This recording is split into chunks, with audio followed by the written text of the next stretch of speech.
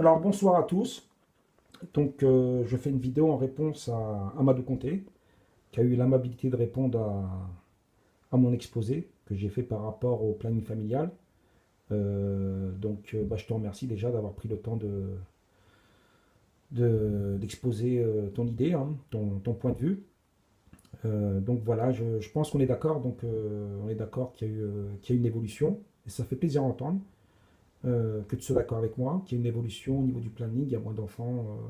Les gens du Maghreb, du moins les Français, les citoyens français ou même les gens vivant en France qui sont d'origine maghrébine ou africaine font beaucoup moins d'enfants par rapport aux générations de mes parents, hein. On va dire les baby boomers, les gens qui sont nés en 40, 50, qui sont venus en France, comme tu dis, Amadou Conté dans les années 70, hein. Les fameux pères de famille qui ont eu droit au, comment on appelle ça? J'ai un trou de mémoire. Au regroupement familial, sous Giscard, tout à fait. Euh, Sous le gouvernement de Chirac, peut-être. Après, je ne suis pas un spécialiste de cette époque et du regroupement familial, mais je crois que tu as raison, c'est ça. Mais bon, là, je mets un petit bémol, c'est que tu dis, bon, c'était pas une bonne chose. Bah, Amadou Conté, si, c'est une bonne chose. Parce que ça t'a permis de vivre en France, ça te permet d'être citoyen français aujourd'hui. Je ne sais pas si ton père il est venu dans les années 60 ou 70 et voilà, ça a permis à beaucoup de gens comme moi, par exemple, et je ne sais pas, comme toi, je ne connais pas ton histoire familiale, donc je ne vais pas m'aventurer là-dessus, mais on va dire que la majorité des gens issus d'Afrique, du Sénégal, du Mali, de tous les pays africains et du Maghreb, tous ces fameux ouvriers qui travaillaient dans les usines Renault, Peugeot, dans le bâtiment ou autres, on peut faire venir leurs enfants, du moins leurs enfants. Ben, certains enfants, oui, qui sont nés à l'étranger, mais surtout leurs femmes et leurs enfants, et de pouvoir avoir le privilège, voilà, comme on dit, de vivre dans un pays qui était beaucoup plus moderne que leur propre pays, quoi, de leur origine, quoi. C'est plutôt un privilège et une bonne chose à Madou Conté. Donc c'est pas quelque chose de négatif. C'est là où j'ai eu un petit hic quand tu as dit oui, c'était pas une bonne chose. Après, est-ce que l'immigration de masse était bonne ou pas bonne, ou s'ils ont trop fait rentrer, ça c'est une autre question. Mais de toute façon, ils l'ont pas fait. Le gouvernement français ne l'a pas fait, comme tu dis, il l'a fait pour du dumping salarial. Voilà, c'était comme tu dis, tu as bien résumé là-dessus. C'était avant tout pour bloquer les salaires, pour bloquer les évolutions. Puis ils avaient besoin de main-d'œuvre. Il y avait quand même une demande dans les usines, dans le bâtiment. C'était un pays quand même qui avait besoin de se reconstruire, hein. Tu sais, les années 60, 70, on n'est pas loin de la Seconde Guerre mondiale, il y avait beaucoup de choses à reconstruire. Donc voilà, donc ils ont fait appel à toute cette immigration, ça a boosté l'économie française, ça a permis de faire tourner les usines, de faire tourner le bâtiment, et comme tu dis, à très bas salaire. Voilà, donc le rapatriement familial, du moins le regroupement familial, a eu un but, on va dire, avant tout économique. Voilà, c'est surtout sous le gouvernement Giscard, qui lui-même était un ancien ministre de l'économie, quoi. Donc ça a été pensé avant tout pour l'économie française. Après, qu'ils en aient fait trop rentrer, ou des millions, ou je sais pas, non, non, je suis pas d'accord. Après, il y a eu... Si, je suis pas d'accord. Ça, c'est une autre histoire. Mais je rentrerai pas là-dedans, parce que c'est tellement compliqué. Cette fameuse époque, ça allait encore. Il n'y avait pas encore tous ces problèmes. Donc tu peux pas dire que c'était pas une bonne chose, sinon tu serais peut-être pas toi-même en France à ce moment-là. Et bon, on se rejoint sur le planning familial, tu es d'accord avec moi que les nouvelles générations font beaucoup d'enfants. Ils ont compris, voilà, ils ont compris, ils ont évolué, les gens, ils sont pas figés dans le passé, comme j'ai expliqué sur ma vidéo précédente, où les gens issus voilà, des minorités ont compris, voilà, ils ont vu leurs parents avec 5 6 7 enfants, voilà, c'était pas une chose aisée. Et puis maintenant, tu ne trouveras pas une femme qui a assez de courage pour élever 6 7 enfants, il y en a très peu. Les femmes maintenant sont des femmes, attention, sont des femmes de maintenant, je ne veux pas les dénigrer, hein, elles sont très bien, hein. Mais je veux dire, maintenant, quelle femme qui veut se sacrifier en mère en foyer et passer sa vie à changer les couches? Il y en a très peu. Maintenant, elles ont des vies professionnelles, et puis même, c'est presque une obligation maintenant. Tu peux pas faire vivre une famille en te reposant sur un seul salaire. Donc c'est plutôt oui, c'est aussi pas envie de profiter de la vie, comme tu dis, de voyager. Les gens maintenant ont envie de profiter de la vie, hein. Tu prends les anciennes générations, les générations de mes parents, ou la tienne, ou ceux de beaucoup, beaucoup de gens issus de l'immigration, leurs parents, c'est pas des gens qui ont profité vraiment de la vie, quoi. C'est pas des gens qui ont fait des voyages comme notre génération dans les pays touristiques. Ils n'ont pas été comme, voilà, quoi. Ils n'ont pas beaucoup voyagé. Ils ont été dans leur pays d'origine, mais sans plus. C'est pas des gens qui ont profité. Ils sont pas allés en boîte de nuit. Ils ont très, très peu fait les restaurants. Je sais pas si as remarqué. Les gens, voilà, les gens comme mon père, les gens ici de cette génération-là, c'est pas des gens qui ont profité de leur vie. Ils se sont sacrifiés pour leurs enfants, pour leurs femmes. Ils ont travaillé très dur, avec, comme tu dis, des petits salaires. C'était pas quelque chose d'évident. Maintenant, tu as très peu de monde qui a envie de se sacrifier comme ça. De toute façon, notre génération n'a pas la possibilité de le faire. De toute façon, maintenant, élever des enfants, payer les factures, avec tout ce qu'il y a à payer de nos jours. Moi-même, je suis père de famille. Excuse-moi, mais c'est pas évident, quoi. C'est pas une chose facile. Quand bien même tu gagnes correctement ta vie, maintenant, voilà, quoi. C'est devenu de plus en plus difficile.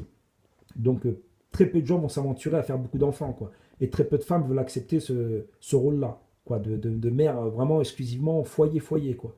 Maintenant, elles ont envie de prendre soin d'elles, et tant mieux, franchement, tant mieux. Elles sont éduquées, elles ont été à l'école, elles ont des carrières professionnelles, elles ont fait des études, même pour ceux qui n'ont pas fait d'études, elles aspirent à une vie meilleure. Ça, c'est la modernité, c'est voilà, le monde qui change. Voilà, et là-dessus, on se rejoint. Donc, on est d'accord pour dire que voilà, maintenant, c'est pas que les gens issus de l'immigration, hein, même les Français, comme tu dis, t'as fait la remarque toi-même, les Français de souche, même de souche européenne, faisaient beaucoup d'enfants aussi, beaucoup d'enfants. Beaucoup moins que le Maghreb et l'Afrique, bien sûr, mais faisaient quand même pas mal d'enfants à l'époque. Tu regardes, tu as beaucoup de familles françaises, de gens de mon âge, voilà, quand j'étais à l'école, ils avaient facilement, même les Français, avaient 4 5 enfants. Oui, tu retrouvais beaucoup de Français avec de familles françaises avec 2 enfants, un enfant, de souche, hein, quand je dis de françaises. Et c'est vrai que les familles issues de l'immigration avaient toujours en moyenne 4 5 enfants, voire 6.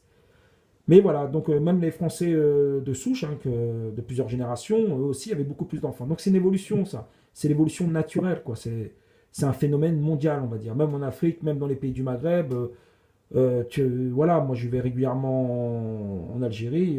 Voilà, les trentenaires, les quadras, même, voilà, font 2 3 4 enfants par rapport aux anciens qui avaient beaucoup plus d'enfants. Mais on va pas revenir sur le sujet, je crois qu'on a fait le tour, et puis on est d'accord en plus. Et donc voilà, mais maintenant tu me reprochais de charger un petit peu Moualek. Euh, mais bon, tu auras quand même remarqué, je pense que tu es un garçon intelligent, que Kamel Moualek, voilà, bon, il a son opinion, il a le droit d'avoir son opinion, puis je l'ai déjà dit sur de nombreuses vidéos, qu'il expose ses idées, voilà, grand bien lui fasse. Mais quand même, il y a une arrogance, il y a même pas une pointe d'arrogance, quoi. À l'écouter, c'est un homme de paix. Et après, il y a les méchants musulmanistes, mais les méchants musulmanistes, ben, oui, mais nous, on l'entend comme musulmans. Il y a un manque de respect par moment qui est grave. En tant que musulman, il touche directement notre foi. Quand il parle de Momo, votre prophète, pardon, ouais. Excuse-moi, mais Mohammed, paix et bénédiction soit sur lui, il n'y en a qu'un. Il a beau dire, essayer de prendre sa couverture, dire non, c'est pas le même que je charge, mais si, Moulek, Ahmed. Voilà, tu charges le prophète en utilisant un subterfuge. Et pareil pour les musulmans. Tu dis musulmanisme, mais c'est un subterfuge. C'est pour pas dire musulman, quoi. Pour pas dire que voilà, tu cherches des musulmans, mais c'est facile. Les médias l'ont déjà assez fait comme ça. Tu sais, on est rompu à ça maintenant. Alors les subterfuges, comme dire Momo, c'est pas le prophète de l'islam. Si, nous on l'entend comme le prophète. Il n'y en a pas deux. Donc Moanek, voilà. Donc à Amadou Conté, tu pourras comprendre que des fois on est plus qu'irrité, quoi. Il en parle d'une manière hystérique en plus. Et puis il parle de l'islam toujours d'une manière, on va dire, problématique. Il n'en parle pas d'une manière positive. J'ai jamais vu une de ses vidéos où il va parler des musulmans d'une manière positive. Voilà. Il enclenche toujours sur des sujets polémiques. Voilà. Il va parler du voile, il va la parler d'une façon polémique. Il va parler, voilà, mais je vois pas où ça va mener tout ça. Il n'y a pas que le voile, il y a le ramadan. Au lieu de dire le bénéfice du ramadan en tant que croyant, en tant que musulman, il va en parler d'une manière négative. Il va dire oui, il va chercher les problèmes, quoi,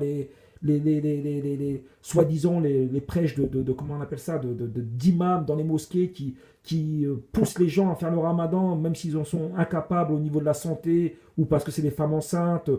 et ils les font culpabiliser. Mais Moalek, voilà, tu es toujours dans le. Tu montres du doigt, quoi. Tu prends le rôle de procureur, et bien sûr, tu te prends le bon rôle, et nous d'accuser. Voilà, nous, quand j'ai d'accuser, c'est les musulmans, et toi, le rôle de procureur. Et tu pourras comprendre qu'Amadou Conté, il y a un moment, voilà, t'es fatigué d'écouter. Parce que moi, ça fait un moment que je l'écoute, ça fait peut-être 2 ans que j'écoute à peu près ces vidéos à Moalek. J'avais pas envie de réagir, hein.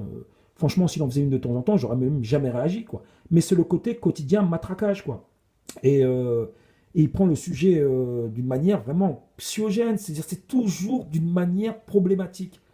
Et il parle jamais du bénéfice d'être musulman ou de la communauté musulmane ou des Maghrébins. Il en parle jamais de manière bénéfique. C'est quoi il a pris le rôle de BFM Télé ou de d'ITélé, quoi. Il est là pour faire quoi? Pour faire de la provoque, pour faire du buzz, pour faire de l'audimat. Je veux dire, voilà, ça c'est le rôle des médias. Ils le font déjà assez de tirer sur l'ambulance. Parce que l'ambulance, franchement, oui, le monde musulman est une ambulance. Et une ambulance qui roule à vive allure. Parce que voilà, avec l'actualité, les attaques terroristes, comment ça s'appelle, les polémiques sur tout ce qui est périphérique à l'islam, tout ça, toutes ces polémiques on n'en sort plus. Ça fait une dizaine d'années qu'on est, excuse-moi du terme, on est violé verbalement, quoi. On est humilié. Alors tu peux comprendre qu'à un moment, la patience, on l'a pu. Voilà. Mais on n'est pas dans le. Attention, quand je dis la patience, on l'a pu, moi je ne suis pas dans la menace vis-à-vis de Moalek parce que j'ai pas envie qu'il se victimise. Moi, je suis quelqu'un de normal, même pas de modéré. J'ai pas utilisé ce mot modéré qui veut rien dire. Je suis quelqu'un de normal. Je veux dire, je suis un citoyen qui a envie de vivre sa foi, ça, normalement, même sans excès, tout simplement, de manière voilà, privée, intime. Et voilà, on est des millions comme ça, Moalek. Et Amadou Conté aussi, tu pourrais comprendre que je ne sais pas quel est ton point de vue à ce niveau-là. Je ne t'ai pas trop encore entendu là-dessus. Mais je t'ai dit, j'ai remarqué que simplement tu relayais un petit peu les sujets de Moalek. Après, tu as ton opinion. Je ne dis pas que tu suis Moalek sur sa ligne complètement. Parce que sinon, voilà, bah, tu es différent de Moalek. Ça, c'est évident. De toute façon, Moalek, oui, je me répète, c'est un monomaniaque. Et, et voilà. Donc, moi, je pense que tu es beaucoup plus intelligent que ça. Je ne dis pas que Moalek, c'est pas un homme intelligent. Il s'exprime bien. Il s'exprime bien, mais il s'exprime bien, mais pour une manière. Voilà, pas pour de bonnes raisons. Voilà, il s'exprime bien pour des mauvaises raisons, quoi. Il se fait passer pour un homme de paix, un homme de dialogue. Non, non. Il a surtout le rôle de procureur et puis il monte beaucoup du doigt. Voilà. Alors, s'il parlait du monde musulman ou de la communauté musulmane, de temps en temps, il serait critique, comme Amadou Conté, tu l'as un petit peu, et c'est vrai pour le nationalisme de certains, et ça, je te rejoins, qui, moi, me met mal à l'aise. Quand tu dis, voilà, t'as les Maghrébins qui sortent le drapeau, t'as les Africains qui sortent le drapeau, pas que pendant les matchs de foot, hein, pendant les élections, on va dire, en France ou autres, municipales, présidentielles, surtout présidentielles, et n'importe quelle occasion, ils sortent les drapeaux ou les maillots de l'équipe nationale de leur pays respectif, du moins de leurs parents. Mais moi, je suis mal à l'aise par rapport à ça. C'est pas qu'ils n'ont pas le droit de le porter, parce qu'on ne va pas faire le reproche aux Portugais de le faire. Pourtant, les Portugais le font aussi. Les Espagnols le font aussi. Tu as les Italiens qui le font aussi. Tu as des Polonais, moi, que je connais, qui portent le maillot de la Pologne. On ne leur fait pas le reproche. Mais l'actualité du moment, ça fait comme de nombreuses années, voilà, plaide pas en notre faveur, quoi. Je veux dire, il y a une discrétion à avoir. Et moi, je suis d'accord avec toi, Madou Conté, pour le côté discret, quoi. Maintenant, tu ne peux pas empêcher les gens d'avoir envie de porter le maillot de leur équipe nationale, d'avoir le cœur un petit peu. Surtout que tu en as qui sont nés aussi dans leur pays. Voilà, ils sont arrivés très jeunes ou ils sont nés. Voilà, il n'y a pas que des gens qui sont nés sur le territoire français. Donc, c'est normal qu'ils ont un lien très fort avec leur pays de naissance, même s'ils sont venus plus ou moins jeunes ou moins jeunes. Voilà, donc je peux comprendre aussi. Mais moi, je dis, voilà, je préfère la discrétion. Comme maintenant, il y a beaucoup de jeunes qui portent la djellaba. Ça, je suis pas contre. Si tu vas à la mosquée porter la djellaba, tu vas à la mosquée, ce qui est normal. C'est l'habit idéal pour aller à la mosquée. Même pour l'hygiène, même pour tout, quoi. Mais après, enlève-la. Moi, je vois des jeunes, ils se baladent avec toute la semaine. Genre, c'est ridicule, quoi. Ça fait style, moi, je suis au bled, je suis chez moi ici. C'est vrai, je suis d'accord, Amadou Conté, là-dessus avec toi. Là, on se rejoint. Il y a de l'excès. Il y a un petit peu de certains, ben, bien sûr, on est toujours dans une très, très, très petite minorité. Voilà, là-dessus, voilà, ça touche pas beaucoup, mais quand même, ces gens-là se font remarquer. Et heureusement que c'est pas une majorité. Mais, euh, mais voilà, je suis d'accord, on peut se rejoindre sur certains points aussi. Mais voilà, mais Moalek comprend que Moalek, il y a un moment, il nous agace, quoi. Surtout que ça fait des années, qu'il hystérise tout ce qui est périphérique à l'islam. Voilà, il a embrayé sur tellement de sujets, puis il se répète, c'est le côté répétitif, matraquage. Il prend pas de pause, quoi. Il y a un moment, bah, vas-y, mets-toi en stand-by au moins 2 semaines, 3 semaines, qu'on t'entende pas, et ça nous ferait du bien. Et voilà, et reprends un petit peu, puis sois modéré, toi aussi. Tu dis aux autres qu'on n'est pas modéré, quoi. Parce que moi, je me sens concerné quand tu dis musulmaniste, hein, Molek. C'est ce que je me répète, quand tu dis musulmaniste, c'est musulman. D'accord, c'est un subterfuge, et tu le sais très bien que tu utilises ce subterfuge. Quand tu dis c'est le Dieu des autres, excusez-moi, hein, j'ai une petite remontée, excusez-moi, hein. Mais bon, voilà, quand tu utilises des subterfuges, quand tu dis oui, c'est pas mon Dieu, c'est pas ma religion, bah, je sais pas, si, t'es musulman, t'es pas musulman, tu peux pas dire moi je suis musulman et je le conçois comme ça. Il y a quand même des règles en islam. Quand tu signes, tu travailles pas, Molek, en ce moment, donc je ne vais pas te dire ça, mais Amadou Conté me comprendra. Quand tu as un travail, quand tu es employé, je ne sais pas s'il est employé ou il est son propre patron, j'en sais rien, mais quand tu es employé dans une boîte, tu as un règlement. Si tu respectes pas le règlement, ton employeur a le droit de te licencier. Hein. Et si tu n'es pas content de comment te traite la boîte ou rien te va dans la boîte, ben, tu peux changer de boîte. C'est pas interdit. Alors, Molek, soit tu es musulman et tu en acceptes les grandes lignes, voilà. Tu peux critiquer certains énergumènes qui ont un mauvais comportement, mais ne le fais pas non plus ne prends pas toujours les mêmes exemples. Essaye de un petit peu nuancer un peu tes propos. Des fois, tu peux prendre aussi le bon côté positif de l'islam. Tu peux en parler en bien des fois des musulmans et de l'islam. Ça nous ferait du bien. Molek, on n'a pas besoin de se faire tirer dessus encore en plus dans une ambulance, comme je t'ai dit, qui roule déjà à vive allure et qui va peut-être non, parce que je dirais qu'elle est foncée dans le mur. Non, mais les gens voudraient qu'on fonce dans le mur. Mais nous, les musulmans, moi je me considère comme un musulman, et comme des millions et des millions d'autres, ont envie de vivre simplement leur foi en paix. Tout simplement. Et je pense qu'Amadou Conté, je ne connais pas ta confession, je ne sais pas si tu es confession musulmane ou athée ou agnostique ou chrétien, mais je pense que tu es pareil. Je veux dire, tu ne veux pas qu'on t'importune par rapport à ce que tu crois. Il y a un moment, voilà, voilà, je veux dire, c'est déjà très compliqué, on vit dans une période trouble, et tout est sujet à conflit. Alors, il faut essayer de s'en sortir de ça, il faut essayer de prendre aussi les bons côtés, et puis parler de sujets qui sont déjà très sensibles, et de temps en temps, voilà, élever le niveau, et puis essayer d'en parler positivement. Voilà. Et j'invite tous les gens, tous les gens de confession musulmane ou non, ou issus des minorités, à essayer d'avoir un langage aussi un peu positif et pas être toujours dans le montrer du doigt, c'est corrélégionnaire déjà pour commencer, et de dire que tout ce qui ne va pas dans notre communauté respective, il y a aussi des choses, et la plupart des choses vont bien. La preuve, on vit dans un pays où il y a une forte majorité, où c'est le pays d'Europe où il y a le plus de musulmans dans ce pays.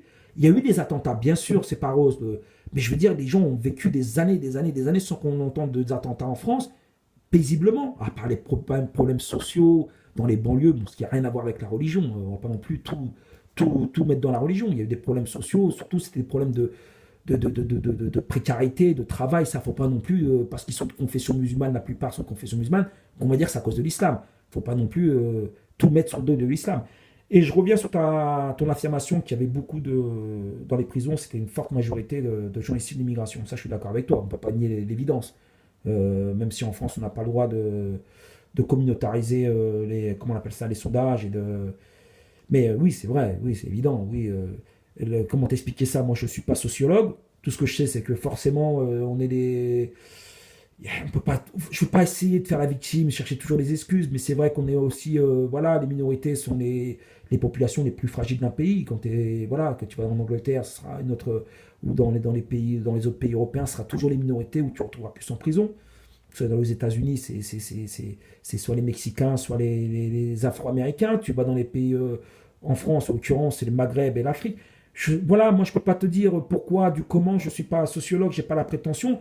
Tout ce que je peux te dire, c'est qu'il y a aussi voilà, il y a des causes à effet. Je veux dire, il y a la cause, les problèmes sociaux, peut-être, je sais pas, moi, il y a plein de choses, Je peux pas, j'ai pas envie d'entrer là-dedans, mais oui, tu as raison, oui, forcément, oui, on peut pas nier l'évidence. Mais ça, il faudrait faire une vidéo complète pour expliquer le problème. Je pense, il faudrait une vidéo complète, mais plus qu'une vidéo. Il y a des colloques qui se font là-dessus, on n'arrive jamais vraiment à... Voilà, on peut comprendre ça sur plusieurs aspects. Il y a tellement d'aspects pour expliquer pourquoi les minorités sont en prison, que ce soit en France ou ailleurs. Voilà, il y a l'aspect social, peut-être, je sais pas, je sais pas. Franchement, c'est très compliqué. Mais il n'y a pas que des bonnes, voilà, il n'y a pas que du positif, mais il y a aussi du négatif. Mais il ne faut pas relever que le négatif. Voilà ce que je voulais dire, Amadou Conté. En tout cas, j'apprécie ta vidéo, j'ai apprécié ta vidéo, j'ai apprécié comment tu as développé. Et voilà, puis je suis, franchement, on aura peut-être l'occasion de rediscuter sur d'autres sujets. Et en tout cas, bah, moi, je reste objectif, j'espère que tu resteras objectif.